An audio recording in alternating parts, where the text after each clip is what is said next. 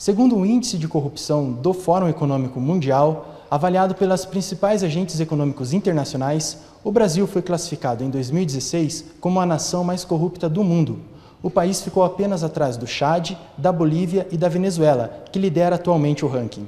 O professor e doutor em Direito Penal Econômico Solon Cícero Linhares recentemente publicou o livro Confisco de Bens, uma medida penal com efeitos civis contra a corrupção sistêmica, que será também apresentado no próximo dia 23 de janeiro no Congresso Internacional contra o Crime Organizado em Palermo, na Itália. Professor, o senhor foi convidado para participar dos trabalhos da Comissão Especial na Câmara dos Deputados, que encaminhou o projeto de Lei 4.850, conhecido também como 10 medidas contra a corrupção. Qual o objetivo principal deste projeto?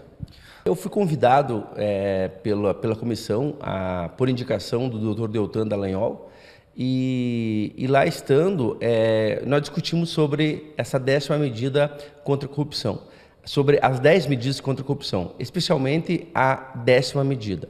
E por que eu entendo que isso mudaria a percepção da prática de delitos econômicos? Porque os aparatos do Estado, os aparatos estatais, o Ministério Público, a polícia, o próprio Judiciário, eles teriam elementos jurídicos, processuais penais, que tornariam mais efetivo a repressão e a contenção desta criminalidade dita como econômica, que é a criminalidade que mais lesiona o nosso país, com cifras altíssimas aí de desvio de dinheiro público. Uma das medidas adotadas pelo projeto também é tema principal do seu livro, que é a recuperação do lucro derivado de atividades ilícitas. Quais seriam os principais efeitos, então, para a sociedade, caso essa medida seja aprovada? Caso essa medida seja aprovada, aí a gente está falando especificamente da 10ª medida, que é o confisco de bens, tratado na União Europeia como confisco ampliado ou confisco alargado de bens. Ela mudaria o senso comum do delinquente criminoso. Por quê? Porque não compensaria mais a prática do crime por parte dele. Hoje, para você ter uma ideia, João, uma coisa interessantíssima esse estudo. As pessoas são movidas por incentivos. Elas são movidas por incentivos positivos ou incentivos negativos. Se eu tenho um incentivo positivo, ou seja, se o crime compensa, eu vou acabar praticando o delito. Se eu tenho um incentivo negativo, ou seja, se aquele crime não vai me compensar, porque eu vou sofrer uma repressão do Estado, eu não vou praticar. E o que nós dispomos hoje de repressão para a prática do delito econômico, que é o delito que mais lesa os cofres públicos? O único aparato que nós dispomos efetivo é a pena privativa de liberdade. E aí, João, entra uma questão importantíssima. O sujeito que pratica um delito econômico, ele vai pegar aí, vamos imaginar, 9, 10 anos de reclusão, num exagero, sei lá, 15 anos.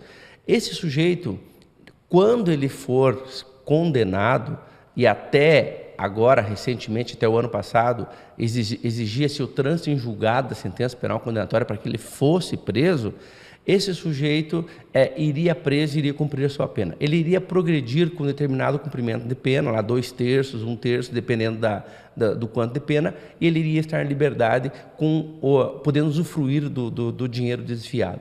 Então, nós não temos hoje no Brasil medidas de contenção patrimonial. Nós temos apenas a pena privativa de liberdade. E aqui tem um dado importante.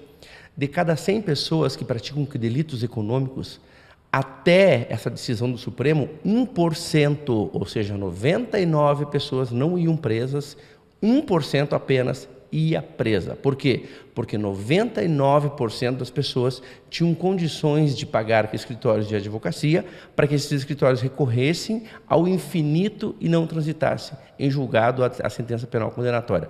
Não transitando em julgado, eles não iam presos. A exemplo, nós temos o senador Luiz Estevão, temos vários casos, mas o mais emblemático é o senador Luiz Estevão, que tinha 35 recursos pendentes no STJ e estava solto porque não transitou em julgado. Então, quer dizer, compensaria e muito o crime, e ainda compensa o delito econômico, porque só a pena privativa de liberdade, por si só, ela não contém, ela não inibe a prática do crime pelo delinquente econômico. Lembrando que o livro do professor Solon pode ser encontrado nas principais livrarias por todo o Brasil.